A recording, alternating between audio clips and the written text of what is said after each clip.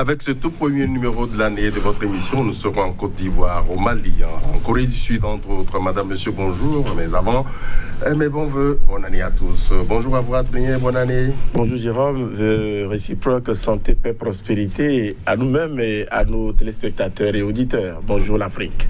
Nous avons reçu beaucoup de Virgile, bonjour, bonne année à vous également. Oui, bonjour Jérôme, bonjour à tous, heureuse année à vous également. Nous commençons par le Mali. Virgile, je reste avec vous. Les participants se sont prononcés pour la prorogation de la transition afin de pouvoir réaliser les réformes institutionnelles structurantes, et permettre des élections crédibles, équitables et transparentes. Les délais avancés varient de 6 mois à 5 ans. Les militaires en ont eu plus qu'ils n'en voulaient, Virgile, peut-on le dire? Les militaires en ont eu plus qu'ils n'en voulaient. Non, je ne crois pas. Les militaires déjà voulaient coûte que ces assises se tiennent. Donc, ils ne voulaient pas de l'élection présidentielle en février. Ils l'ont obtenu. Et vous soupçonnez qu'ils voulaient quand même une belle prolongation de la transition. Donc, ils l'ont eu 5 ans. Même dans votre lecture, vous avez semblé nous suggérer que c'est trop. Oui, c'est réellement trop. Moi, j'étais de ceux qui pensaient que, contrairement à la CEDEAO, le Mali méritait, n'est-ce pas, une transition plus longue. Cette rigueur-là qu'imposait l'organisation sous-régionale n'était pas normale. Le délai était trop court pour régler le problème malien, le problème démocratique qui s'opposait à ce pays-là. Mais après ces assises, après cette décision de 5 ans, je trouve que c'est trop. Pour une transition, c'est trop. Tout comme 6 mois, c'était trop court. 6 mois, c'était trop court. 5 ans, ça donne l'impression que on veut corriger une faute par une faute. C'est-à-dire, oui, la démocratie était en panne. On sait comment le Mali en est arrivé là, la chute du président démocratique. Et puis, oui, les militaires, c'était comme un rétablissement des choses. Même si c'était une faute démocratique, c'était quand même une correction, une rectification de la démocratie qui elle-même était dans une mauvaise pente. D'accord? On ne peut pas aujourd'hui, après un premier coup d'État puis un second, admettre, n'est-ce pas, que les putschistes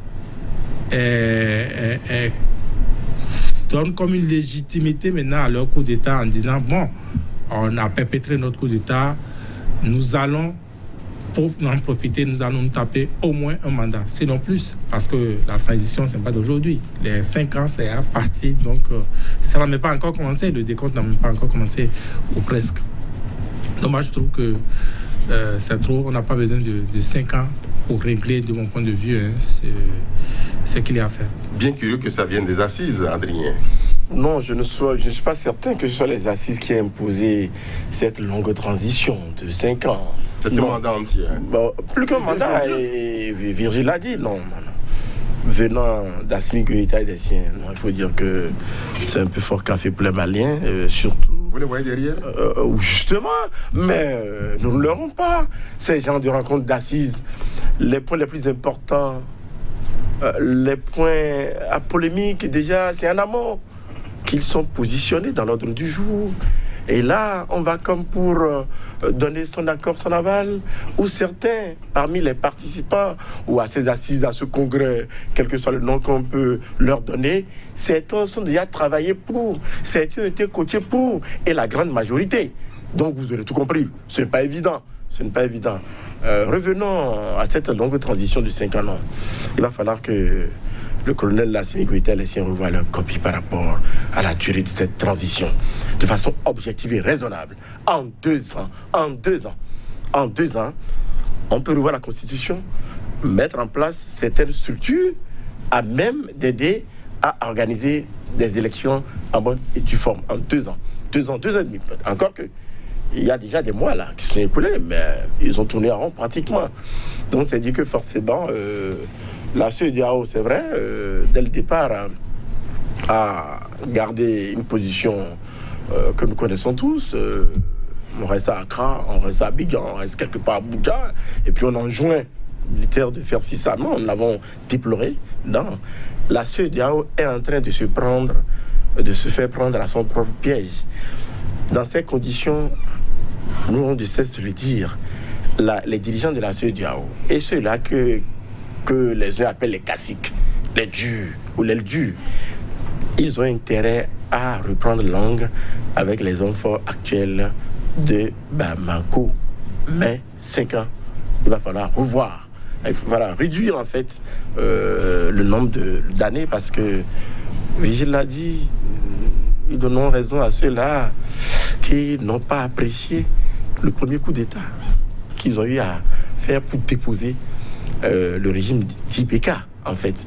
Et mon souhait est qu'ils ne perdent pas l'estime de ceux-là qui quand même n'ont de cesse de les porter par rapport à ce qu'ils ont pu faire en déposant purement simplement IBK, en ce sens que la démocratie était pratiquement mise en parenthèse ou bien la gouvernance n'en valait pas la peine en fait. Donc il va falloir qu'il revienne de mes sentiments parce que le week-end prochain, par rapport à cette rencontre, à ce sommet de la CEDEAO qui aura lieu à Accra, on n'a pas besoin d'être fait de vin pour le savoir. C'est vrai, les dirigeants de la CEDEAO... Ça s'est passé quoi? Non, mais ils vont voter. Ils vont voter en tout carrément.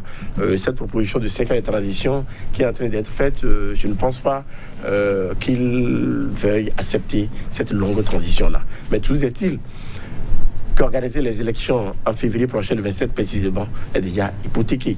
Donc il va falloir trouver le juste milieu pour redonner du souffle nouveau à cette démocratie malienne qui a du plomb dans l'aile. Virgile, avant Accra, il y a bien des Maliens qui sont contre vous, qui se prononcent déjà depuis 5 ans. Vous foutez de qui? Non, je crois qu'il faut distinguer 2 catégories, selon moi. Il y a ceux qui étaient contre les assises, déjà dès le départ, ceux qui, peu réalistes, voulaient que l'élection présidentielle se tienne au mois de février. Et ceux-là, ils sont qui? C'est pour la plupart les acteurs politiques traditionnels. C'est pour la plupart ceux par qui la faute est arrivée. C'est pour la plupart ceux qui sont la faute. On va considérer. Bon, on peut comprendre qu'eux soient dans leur logique. Il y a la seconde catégorie, la catégorie de ceux qui croyaient en cette junte, qui bénissaient, n'est-ce pas, ce putsch, mais qui, de bonne foi, trouvent que 5 ans c'est trop, que 5 ans ça vire dans la faute. Et cette catégorie, de mon point de vue, elle est à plus prendre au sérieux et c'est un peu de ça que Adrien Moussou parlait tantôt. C'est ceux-là qu'il ne faudrait pas décourager. C'est ce retournement de situation que la jeune devait pouvoir éviter. Et si j'ai bien compris, il ne parle pas de transition 5 ans, ce n'est pas encore acté. Même après les assises... Ils n'ont pas tranché. Ils n'ont pas tranché parce qu'ils parlent de projet. Ils parlent de projet. Voilà. Donc, j'ai l'impression qu'ils ont avancé 5 ans en étant conscients que, bon, on va négocier, mais on fera au moins 3 ans, ou on fera 2 ans. Vu la position de la CEDEAO qui dit 6 mois, après 6 mois, bon, voilà, 6 mois. Quel délai vous paraît raisonnable? 2 ans. 2 ans, parce que, vous savez, un pays, c'est pas que les élections. La démocratie, ce n'est pas que les élections. J'ai l'impression qu'il a des sous-bassements qui se sont effondrés. Et si les Maliens ne se remettent pas à refaire cette digue ou cette digue, même après une transition du genre, une transition rapide, une transition boom, hein, voilà, on passe le zéro seulement, puis on se remet. Si ils ne font pas un traitement en profondeur, le pays risque de retomber dans les mêmes travers. Je ne suis pas d'accord, en tout cas, je ne suis pas d'avis de ceux qui pensent qu'il faut pacifier tout le pays, hein, il faut chasser les djihadistes, il ne faut pas qu'il en ait sur le moindre centimètre carré du Mali avant de pouvoir organiser des élections. Je ne suis pas de cet avis-là. Je crois qu'il y a des digues qui sont effondrées. Il faut vraiment que les Maliens mettent la volonté de reconstruire les choses, que la jeune reste dans la logique de rétablissement vraiment de la démocratie, sinon de rétablissement de la République malienne, et pas dans la logique de on est venu, on a accédé, on a perpétré un coup, il faut qu'on en profite, il faut qu'ils enlèvent ça de la tête, qu'ils soient plus républicains, vraiment républicains. Et je crois qu'en 2 ans, en principe, ce chantier a pu être bâti. Ceux qui disent que Goïta et son équipe étaient sans boussole ont-ils raison, d'après vous? Oui, non, oui, en ce sens que des mois durant, les avons vu tourner en pratiquement, il n'y a pas grand-chose. Bon, la trouvaille finalement a été ces assises qui ont été organisées cas un cas. Bon, certains ont pu donner leur caution à ces assises-là, d'autres ont dû bouder. Vous savez bien, c'est ça la politique, parce que ceux-là qui ont eu à bouder ces assises, c'est de façon stratégique. En cela que, bon, ils ne veulent pas passer pour ceux-là qui sont en train de donner leur caution pour ce qui va advenir. Mais Goïta savait ce qu'il avait à faire en prenant le pouvoir, non? Bon, pas forcément. Pas forcément. Une chose est de constater et de faire d'abord le coup de débarquer ceux-là qui étaient là. Et puis rapidement, dans le feu de l'action, parfois, avoir d'autres perspectives. Mais entre-temps, il faut le dire également et le reconnaître. Et j'insiste là-dessus. Goïta et les siens peuvent vous dire qu'ils ont été distraits également par la CEDEAO. La CEDEAO, les dirigeants de la CEDEAO, des dirigeants de la CEDEAO qui, à un moment donné, ont joué les empêcheurs de danser en rond. En cela que, au lieu d'accompagner, non, tout de suite, ils sont braqués. Mais face à des militaires qui puisaient, à leur tour, Goïta et les siens également se sont braqués face à cette CEDEAO. Ah oui, il y a d'abord des passes d'armes, je dirais, entre les deux entités. Entre la CEDEAO, ces dirigeants-là, ceux-là qu'on appelle les caciques, pas tous les dirigeants, parce que quand on va au niveau de la CEDEAO, il y a différentes castes de dirigeants. Il y en a qui sont là pour les principes de paix, de justice et d'équité. Le Bissau-Guinéen, vous avez vu souvent ses sorties médiatiques, il prend position clairement. Avant que Alpha Condé ne perde le pouvoir, il avait pris position. Même avant qu'il ne force le 3e mandat. Vous avez tout compris. À l'intérieur même de la CEDEAO. Eh bien, il y a certains, c'est la politique parfois de l'autruche. Où il y a d'autres, je ne veux rien entendre, ne veux rien voir. L'essentiel est que, ne venez pas me déranger dans ma parcelle. Et il y en a d'autres, oh là là, c'est ceux-là qu'on appelle les caciques qu'on peut compter du bout des doigts. Ceux-là qui, à l'instar d'Alpha Condé, ont eu à forcer un 3e mandat dans leur pays. Ceux-là qui, bien que n'étant pas des modèles dans leur pays, chacun, il y a un bout de botte, ou des bouts de botte quelque part dans un pays de la CEDEAO, c'est eux qui veulent aller jouer les entremetteurs, les donneurs de leçons et de consignes. Mais voilà, en fait. Donc, je parle de cette 3e catégorie de chefs d'État que je viens de citer. Ceux-là qui tenaient à en imposer aux officiers présentement qui règnent à Bamako. Donc, voilà. Assimi Goïta peut vous rétorquer le fait que des dirigeants de la CEDEAO les aient distraits. Au moins, il fallait les accompagner. Bon, c'est maintenant, je crois savoir qu'il y a quelques éclaircies à l'horizon et ils pourront véritablement, après ces assises-là, voir ce qu'il y a à faire. Ah oui, c'est cela. Entre-temps, la France également s'est mêlée de la partie où, le président français a voulu jouer au plus malin, finalement. Il a craché en l'air et cela lui est tombé dessus parce que on court maintenant pour rattraper. Parce que c'est sûr peut-être, un beau matin ou un après-midi, on déclare vouloir mettre fin à la présence des forces françaises au Mali, les forces Barkhane. Et ceux-là qui étaient en embuscade, les Russes, rapidement, quand on a senti que les Russes étaient en embuscade, on ne pensait pas avoir des projections, des appétits, on revient au galop comme pour dire attention, il faut préserver les intérêts, mais c'est trop tard. Il y a autant de données et de paramètres dont il faut tenir compte. Justement. Alors Goïta dit exactement ceci. C'est donc l'occasion et le lieu de rassurer le peuple malien sur notre engagement et notre détermination quant à la mise en œuvre des résolutions issues de ces assises souveraines.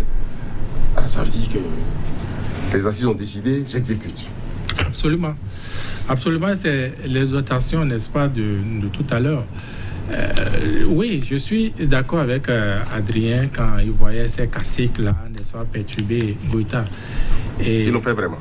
Mais ils l'ont fait. Et ce n'est pas par hasard que justement ils parlent d'assises souveraines.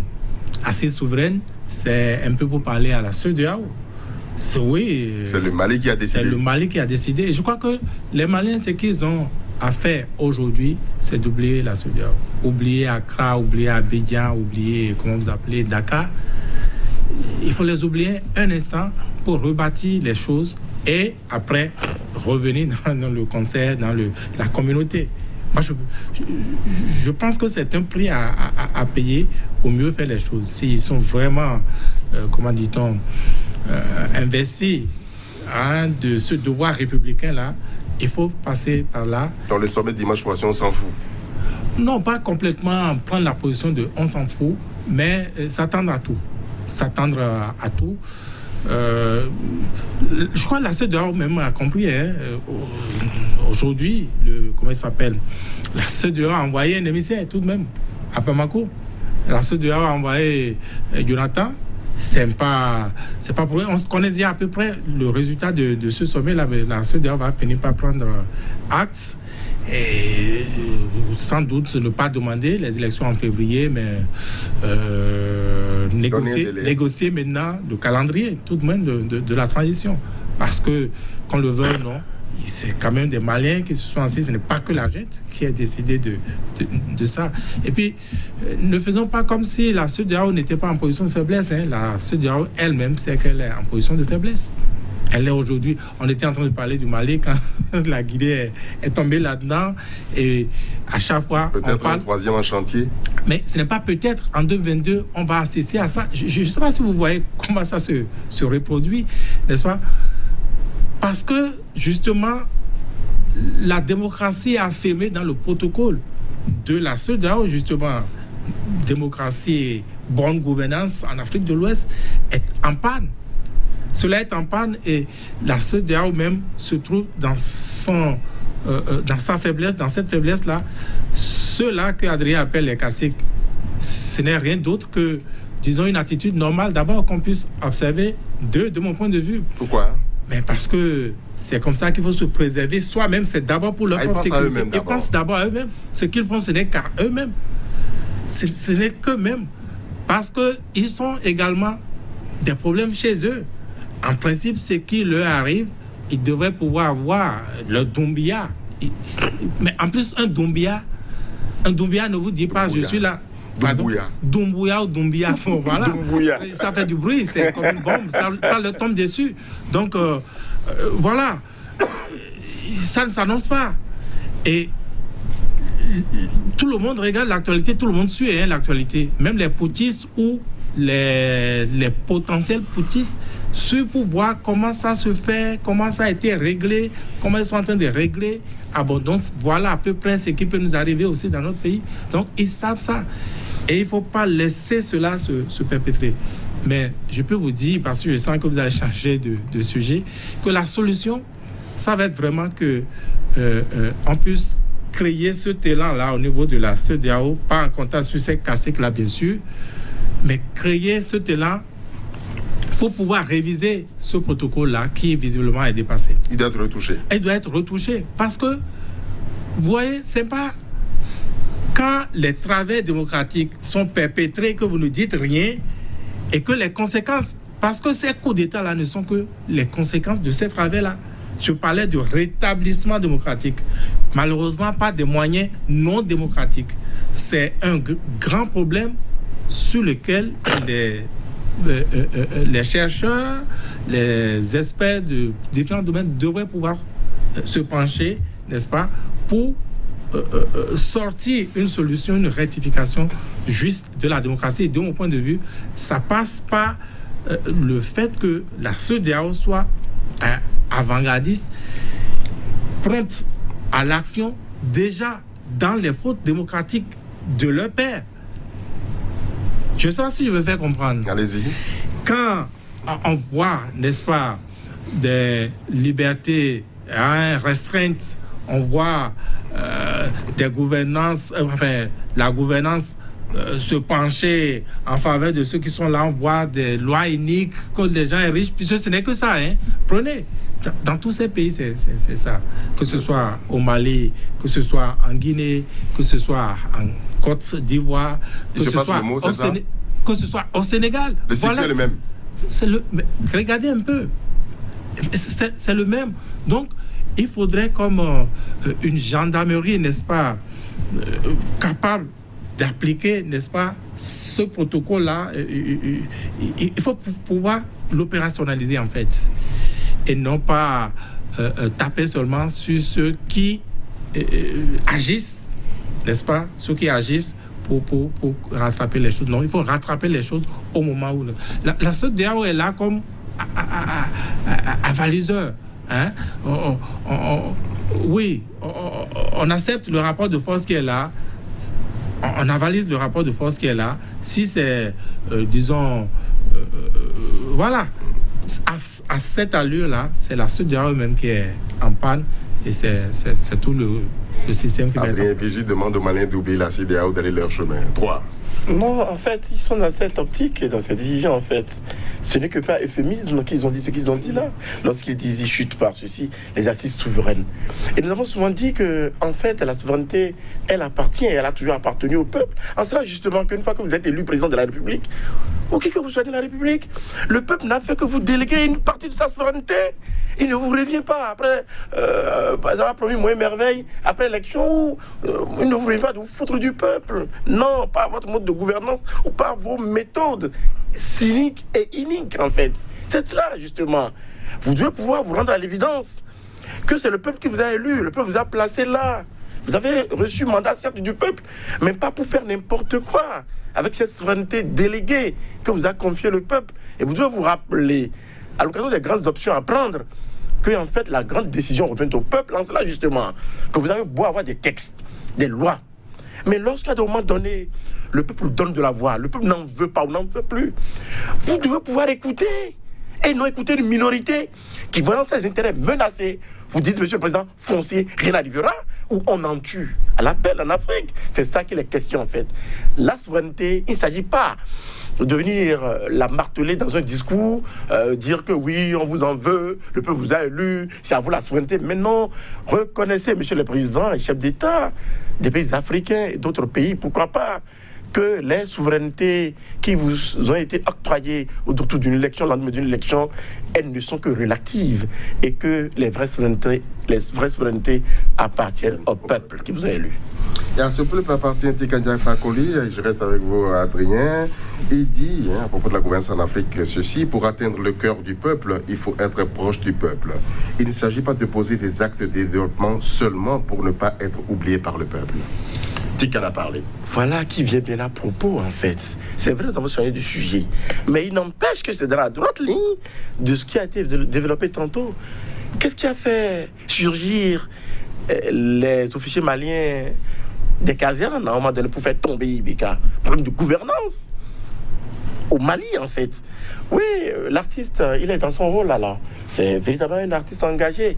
Il n'a fait que peindre le tableau, le vrai qui soit présentement, en tenant compte des différentes situations dans des pays africains où on sera à l'évidence que le dénominateur commun, c'est de ça qu'il s'agit. En cela que les plus forts d'aujourd'hui veulent tout faire pour brimer ceux-là qui, aujourd'hui, passent pour être les plus faibles. En cela qu'on va jusqu'au-delà.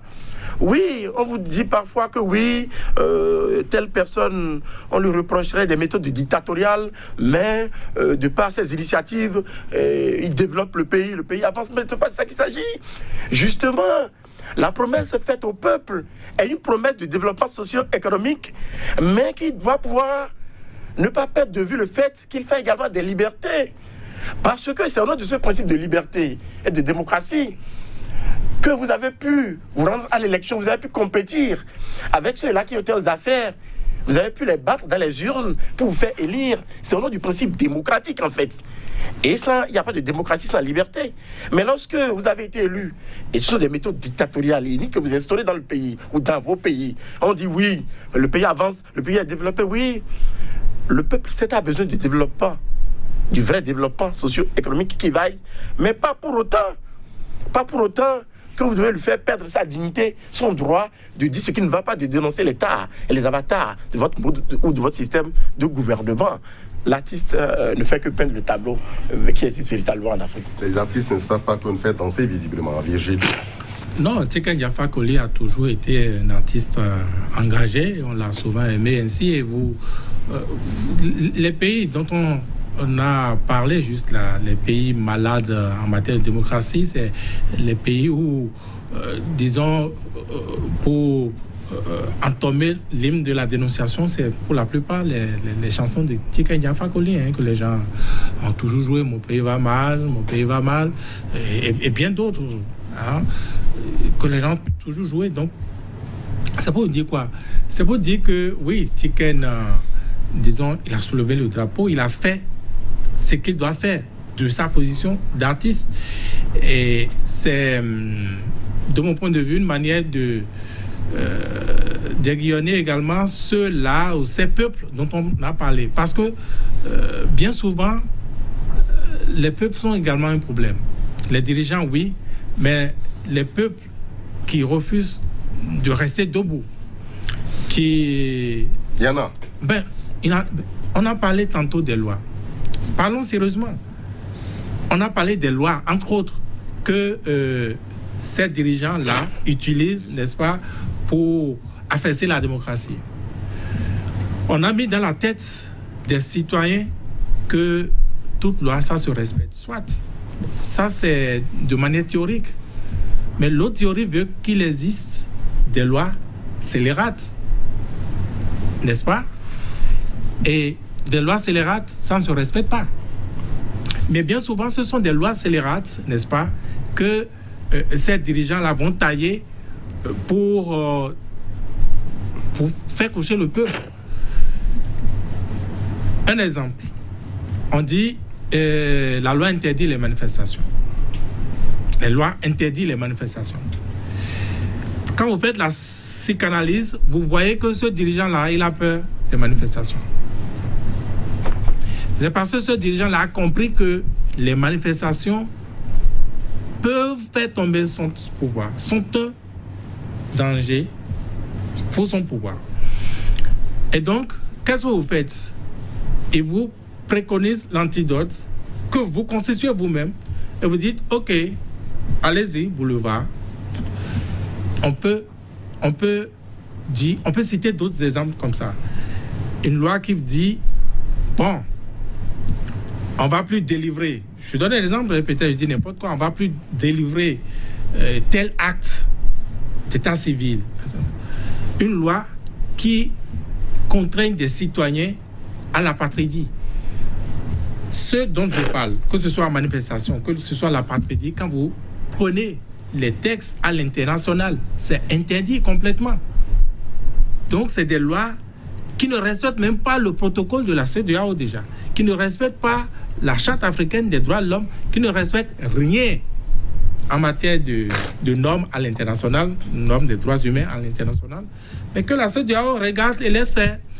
Et ce sont ces petits ruisseaux-là qui, accumulés, font les grands fleuves de dictature que nous avons dans l'espace ouest africain, puisque c'est de ça qu'on parle spécifiquement. Et donc, Tiken Jah Fakoly, qu'est-ce qu'il fait maintenant? Il prend son aiguille, il pique ces peuples-là, il pique les dirigeants, et peuple dit, ah non, ce n'est pas normal. Car il a bien parmi eux qui se rendent compte que c'est donc réel, que maintenant, que ce n'est pas normal ce qui se passe, seulement maintenant que Tiken Jah Fakoly a chanté. Vous pouvez imaginer que l'état d'âme de ces peuples en soit arrivé là, que des gens ne se résolvent à se rendre compte de ce qui se passe que maintenant que l'artiste a chanté. Ah donc c'est vrai? Vous imaginez? Et ce n'est pas leur faute, c'est la... En fait, la dictature, puisqu'il faut appeler les choses par leur nom, hein, beaucoup de ces dirigeants élus démocratiquement virent ainsi dans la dictature en prenant ce type de loi que j'ai décrit tantôt, n'est-ce pas? À cet effet, la dictature a cet effet sur les peuples qui ne se rendent même plus compte de ce qui leur arrive. Il en a, c'est seulement quand Tiken Jah Fakoly a chanté le gouvernement 20 ans, pour I ou un Y, allez, vous êtes au Youf pendant 20 ans, que les gens se disent, ah, mais c'est réel. Ah, Donc les gens là, ils n'ont vraiment pas fait ce qu'on leur reproche. Vous pouvez imaginer des gens de bonne foi disent ah non, ces gens là, en Côte d'Ivoire, c'est la nommée des pays. En Côte d'Ivoire, si Soro a eu 20 ans, non, Soro est un concurrent de celui qui est là et de son clan. Donc, il faut le mettre loin du pouvoir, loin du pays, pendant 20 ans pour avoir une sérénité. En tout cas, c'est calculé. C'est calculé. Ce n'est que comme ça. En fait, les dictatures ne prennent des lois que pour elles, pour se pérenniser. Et l'histoire est remplie de cela. L'histoire est remplie de cela. Je vais donner 2 exemples. Un seul, le temps s'en va. 2, je ne vais pas développer. Hitler. Mais Hitler avait des lois. Il n'avait que des lois. Il n'avait que des lois. Des lois a priori habillées de bonne foi. Et puis, plus proche de nous, l'Afrique du Sud avec l'apartheid. C'était que des lois de bonne foi, de très bonne foi, que vous devriez respecter. Et ce sont ces lois iniques, ces lois scélérates, qui, parce que vous ne les respectez pas, qui tuaient ces citoyens-là. Mais ces pays, les gens se sont levés, se sont mis debout, comme Tiken Jaffa Koli, espérons qu'il va peut-être vraiment dresser derrière lui les Ouest-Africains pour prendre conscience de ce qui leur arrive et peut-être y mettre fin. Les 20 ans, Tiken dit que les chefs d'État se sont passés le mot. Vraiment? C'est à croire qu'il y a eu entre-temps un effet de contagion, parce que certains peuvent se poser la question de savoir comment est-ce que dans telle capitale africaine, on condamne à tel nombre d'années de prison, quelques mois, quelques semaines, quelques mois après, dans une autre capitale également. La faute est lourde. Juste, de la lourdeur des fautes, de la nature des fautes. On vous dira que ce sont les tests de la République qui ont prévu tout cela. Mais attention, mais il se fait que la plupart de ceux-là qui écopent ces longues années d'emprisonnement, il se fait que la plupart sont des politiques. Pas seulement des politiques, mais des adversaires potentiels ou déclarés de ces chefs d'État qui sont aux affaires. Et lorsqu'on fait le rapprochement, on s'est dit souvent, dans nos pays, surtout ouest-africains ou d'expression française, je dirais, parce qu'en Afrique centrale également, nous assistons également à ces genres de phénomènes bizarroïdes. Mais on se dit justement ceci, que le système est tel que le ministre de la Justice dépend du président de la République. Le procureur qui doit prononcer la sentence, ou le juge, dépend soit du procureur ou un collaborateur du procureur, et les deux dépendent du ministre de la Justice, où certains sont allés jusqu'à dire que ces juges-là reçoivent ou recevraient des instructions des ministres ou d'autres autorités. C'est comme un professeur, un magistrat de renom qui nous a enseigné au cours d'une formation en droit. Lorsque les plus hautes autorités, les éminentes autorités vous demandent d'aller contre la loi, demandez-leur, insistez pour qu'elles vous écrivent sur papier, qu'elles vous écrivent ce qu'elles ont dit. Là, vous aurez à un moment donné, vous pouvez quand même exhiber ces preuves-là. Il se fait que, mais dans la plupart des cas, ces dirigeants n'osent pas écrire ces injonctions. Ah mais monsieur ne s'exécute pas. Mais ils ne s'exécutent pas, mais il se fait qu'entre-temps également, depuis quelque temps, on n'est plus libre de démissionner également. C'est interdit? Ah non, c'est pas que c'est interdit, parce que certains juges craignent les représailles. Certains juges craignent les représailles. Ah oui, qui vont suivre après? Ils ne sont pas protégés? Non, protégés, mais ils ne sont pas protégés en cela que... Qui sont ceux qui devraient vous protéger? Ce sont les puissants du moment, ceux qui sont aux affaires. Il ne suffit pas d'avoir des gardes du corps pour se dire protégés. Mais non, il ne suffit pas d'avoir les espèces sonnantes et trébuchantes pour se dire protégés à l'abri du besoin. Attention. Quelle conviction pour condamner? Alors là, c'est une autre paire de manches, c'est un débat qu'il va falloir mener en cela. Justement que nous avons de cesse également de demander à certains juges d'avoir le sens de la dignité de l'honneur. Parce que demain, qu'est-ce qui restera?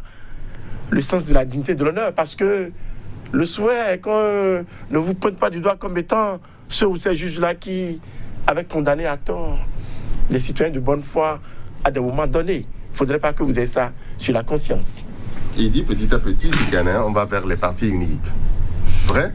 Non, mais on retourne, on y est, c'est ça? On retourne, n'est-ce pas, à la situation ante avant cette vague de démocratie, donc la situation avant 1990. C'est clair. Observez ces pays. Mais ce n'est que ça. Observez ces pays. Et je crois que, comme nous l'avons dit, c'est la démocratie qui a fait son expérience, qui a fait son temps. Non pas parce qu'elle a eu de failles. Je crois que c'est, comme disent certains experts déjà, certains observateurs, la démocratie est victime de son succès, victime de ses mérites.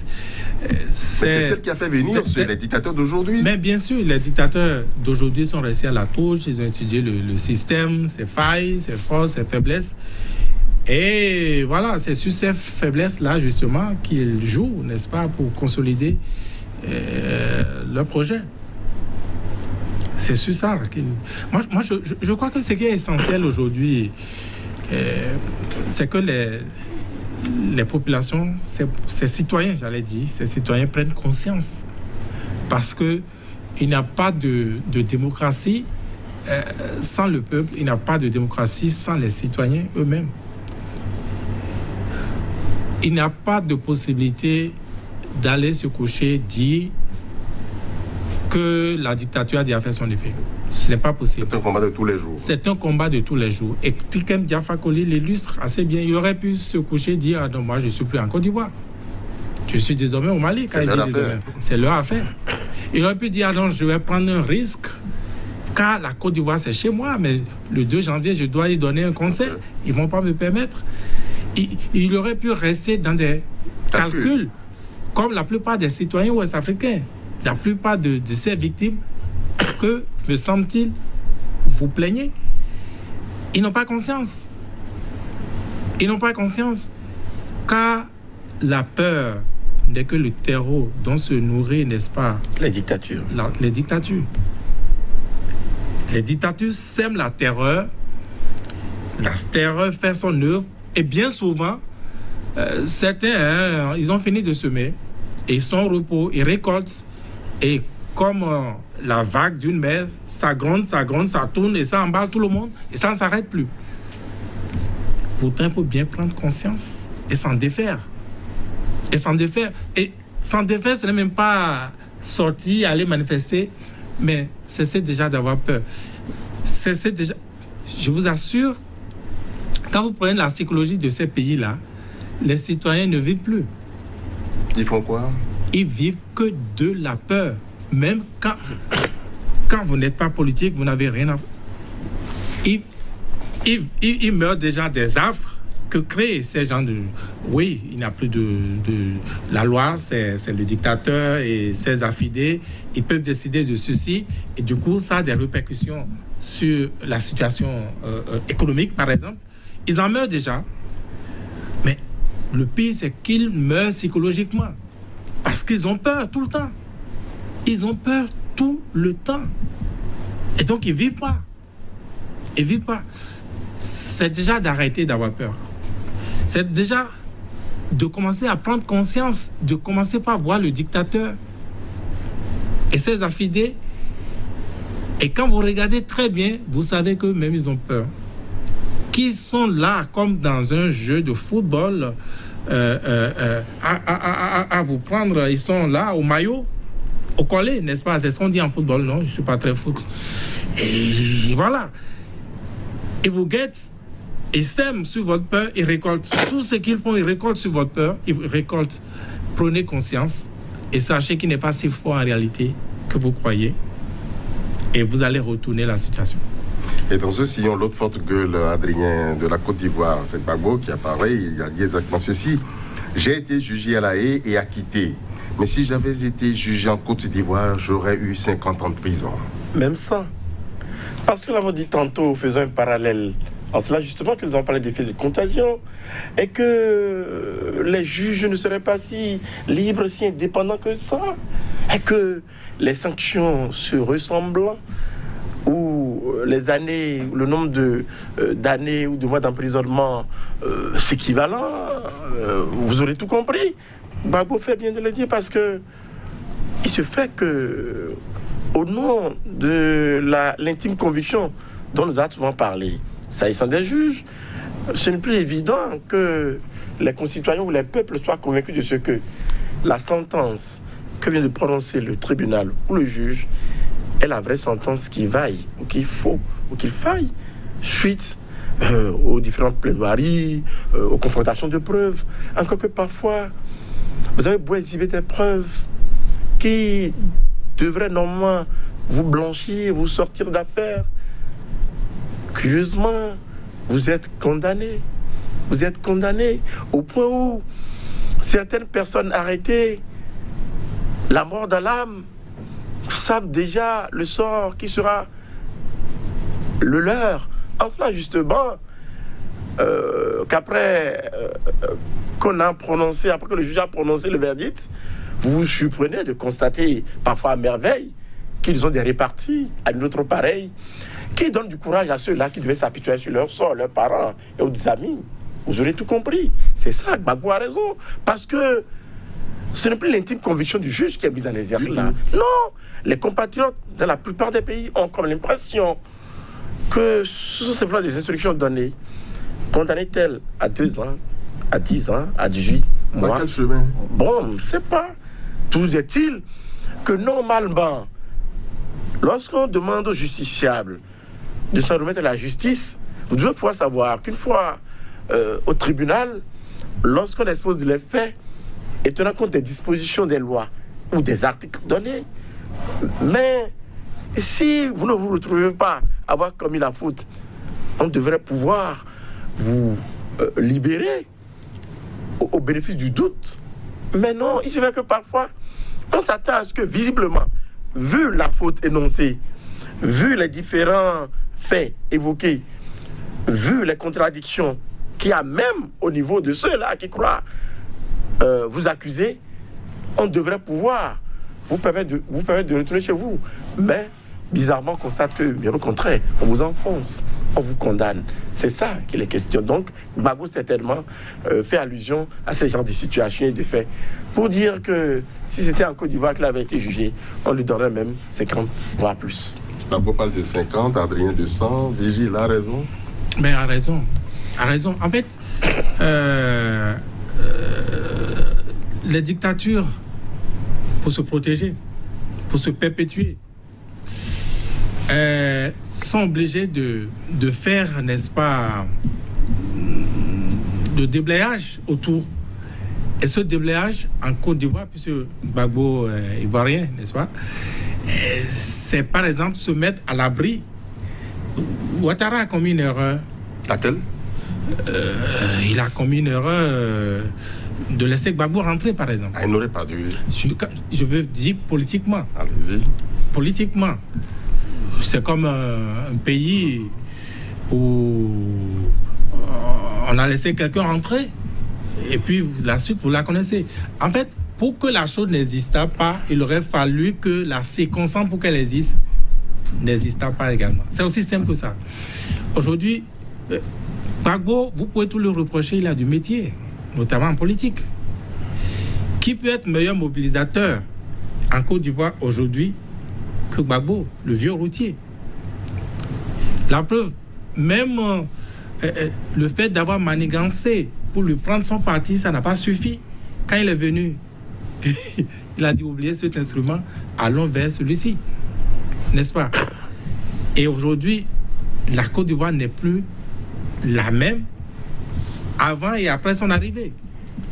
Les Ivoiriens, en tout cas, ceux-là qui ne croient plus en cette gouvernance qui est en place là, n'est-ce pas, pensant que les gens peuvent se fédérer avec Gbagbo pour, n'est-ce pas, et c'est ça, c'est qui se dessine. Donc, oui, il est en danger, il cherche sans doute à s'en sortir, mais ça va être compliqué. De remettre Gbagbo dans une cellule aujourd'hui, ça va être très compliqué, même si l'affaire de la casse de la BCEAO est encore là, condamné, tout le reste, ça ne va pas être aisé, vous le savez. Donc, voilà. En fait, les dictatures, elles ont souvent fait quoi? On a dit tantôt, elles prennent des lois pour elles. Et quand je dis les lois pour elles, il faut faire bien attention. Ces mêmes lois vont être violées par des alliés de ces pouvoirs-là Et les alliés n'auront rien. Sans être inquiétés. Sans être inquiétés. C'est pour vous dire quoi? Les lois en dictature existent pour les autres. Les lois en dictature existent pour les autres. Pas pour la dictature, pas pour ses alliés. Et qu'est-ce que la dictature fait? On parlait tantôt de la justice, mais c'est normal. C'est quoi? C'est pas par hasard qu'on parle des trois piliers de la démocratie. On parle de l'exécutif, c'est tel qu'il y a la manœuvre, c'est tel le socle de la dictature, n'est-ce pas? C'est tel la dictature. Elle s'allie le pouvoir législatif parce qu'il faut faire des lois pour dresser à personne. Vous ne devez plus bouger, on ne doit plus faire ceci, on fait ça. Quand on fait ça, on tape. La dictature tape, n'est-ce pas? À l'antipode de la démocratie. Elle tape. La démocratie, oui, on tape aussi en démocratie quand vous êtes au travers de la loi. Mais la dictature aussi tape quand vous êtes au travers de ses intérêts. Quand on tape, qu'est-ce qui reprend? Celui qui vous reprend, c'est la justice qui dit « Ah non, vous avez beau être exécutif, ça, vous êtes en déphasage, vous n'aurez pas dû taper, c'est juste rétablissez-le dans ses droits. » Il faut posséder aussi cet instrument-là pour que vous soyez tapé sans pleurer. Et en démocratie, oui, le quatrième pilier, comme on dit, tout ça fait dans l'ombre, à l'insu de tout le monde, où voilà, c'est meilleur, mais quand la presse en parle, quand les médias en parlent, ça éveille les consciences. Ah bon, donc c'est réel? Ah non, on ne doit pas faire ça. Ça entretient, n'est-ce pas, les têtes dues. Ça entretient les révoltes. Alors il faut taire ça également. Il ne faut pas que ça soit su. Il faut dresser les médias à soi. Et celles-là qui ne veulent pas aller à soi, il faut les couper la tête. Ce n'est que ça le schéma. C'est que légitime. Donc, enfin, quand je dis légitime, pour le mal, c'est légitime pour le mal. Pour exister, le mal a besoin de ça. De passer par là.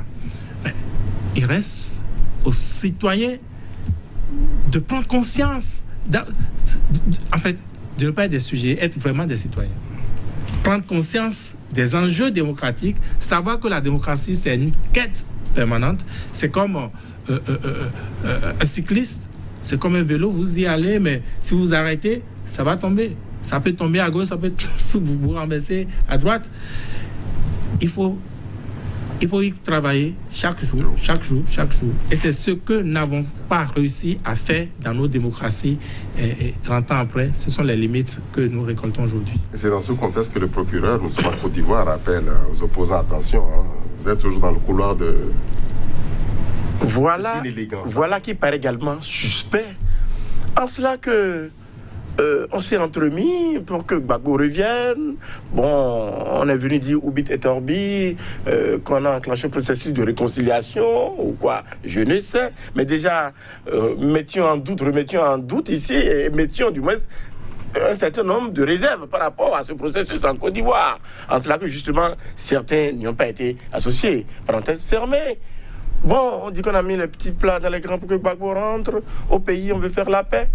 Après ça, il faut un troisième mandat où on a tué des compatriotes en Côte d'Ivoire. Et subitement, puisque on a vu que Gbagbo est en train de reprendre du service au plan politique jusqu'à créer son parti, on s'est dit que, bon, dans la perspective des prochaines élections, sait-on jamais, il pourrait constituer également un obstacle. Certainement qu'on a encore instruit le procureur à commencer par agiter l'épouvantail là. Pour leur faire comprendre que nous demeurons toujours les puissants, les hommes forts du moment et qu'ils doivent faire beaucoup attention. Vous comprenez bien que... C'est son boulot. En tout cas, vous aurez tout compris. En cela que il n'y a pas la vraie liberté. Il n'y a pas des tests qui véritablement régissent les normes. Les tests ne régissent les normes que lorsqu'ils servent de bâton ou de méthode de pression aux dirigeants de l'heure. Non. Pas au service des citoyens. Pas forcément. Parce que c'est ça qui est la question. Mais moi, j'aurais souhaité qu'on informe Gbagbo à sa descente d'avion. Monsieur Laurent Gbagbo, vous êtes de retour, certes, mais il y a telle activités, il y a telles initiatives prises par l'opposition pour lesquelles, après nos enquêtes, étant auteur complice, vous aurez à répondre. On ne dit pas tout ça. On dit on a œuvré pour la paix, il faut qu'il revienne et tout ça. Ces indemnités d'ancien président de la République lui seront octroyées à nouveau. Et subitement, il a créé son parti et il a été clair, panafricaniste bon teint. Il veut bien reprendre du service au plan politique. Et voilà, il faut commencer par sortir cela pour lui faire peur. Mais ce n'est pas évident que l'ancien président ivoirien prenne peur par rapport à ce qui se passe là. Même Conan Bédier, on lui rappelle, on rappelle au vieux, l'ancien président. Non, il n'est pas à l'abri. Et tout ça, c'est pour intimider une fois encore l'opposition. Parce qu'on se dit à Abidjan ou à Yamoussoukro que les membres de l'opposition demeurent toujours forts et influents dans le pays. Il faut très tôt leur faire comprendre qu'ils doivent se le rabattre. Le pouvoir, c'est pour leur père. C'est à croire que... Quand la fin, la question est posée. Nous sommes en Corée du Sud cette fois avec Virgile, l'ex-présidente incarcérée. Elle a bénéficié d'une grâce. Avec cette phrase, Virgile, cette décision de la gracier est destinée à surmonter un passé regrettable, réaliser l'unité du peuple et permettre de faire un nouveau pas en avant à l'avenir. Et moi, je dirais que c'est un peu comme un exemple à l'Afrique, à l'Afrique de l'Ouest, dont on en fait que parler juste là. Parce que quand vous dites gouvernement 20 ans, quand vous avez des gouvernements qui ne font que sortir des cartons de 20 ans d'emprisonnement, n'est-ce pas? Voilà, il a des voix qui s'élèvent pour dire gracier. Mais c'est un peu naïf d'attendre de grâce dans ces circonstances-là. Naïf, carrément. Naïf. Quand vous avez entendu, vous avez suivi tout le développement qu'on a fait, c'est naïf. Parce qu'on veut la paix. On a réussi à les pousser dans les cordes de la paix ou de... Voilà, on les a éloignés autant qu'on peut. Pourquoi vous voulez qu'on les ramène subitement? Quand Ouattara l'a fait. Ce n'est-il pas, parce que c'est un peu une grâce. Il n'aurait pas voulu que Gbagbo revienne. Gbagbo ne serait jamais... C'est chez son père, Gbagbo, son pays. Il rentre quand il veut. Il n'aurait pas voulu que Gbagbo revienne. Il est le pouvoir, il est la force, il est le facilitateur de la vie de Gbagbo en Côte d'Ivoire en ce moment. Il n'aurait pas voulu, il ne serait pas revenu. Rappelez-vous des circonstances même avant que Gbagbo ne revienne. Avant que Gbagbo ne choisisse... Appelez Bégoudi est toujours dehors. La preuve, merci. Donc c'est comme ça. Donc il n'y aurait pas de... La Corée du Sud, oui, cela a été perpétré pour que on tisse l'unité nationale et tout le reste. Mais souvent, en politique, ce n'est jamais tout à fait gratuit non plus, ces genres de gestes. C'est calculé. C'est calculé. Ici, c'est parce qu'elle est souffrante. Oui, officiellement. Mais convaincu, le juge, c'est pas comme vous faites par ici. Justement, ça fait partie de ce... Le juge a pu constater, au moins. Le juge aurait constaté sous d'autres cieux, sous les tropiques, notamment en Afrique de l'Ouest, qu'il aurait attendu encore d'avoir l'aval du grand chef, celui qui l'a envoyé à l'école. Voilà, avant de pouvoir donner le OK. C'est également ça. Adrien? Non, la maladie n'est que prétexte tout trouvé. Il a su dire oui, prétexte tout trouvé parce que cette prisonnière devenait également embarrassante, en fait. Comment? Oui, en cela justement que quand même, on veut bien se donner bonne conscience. C'est vrai qu'on a peur peut-être qu'elle meure en prison.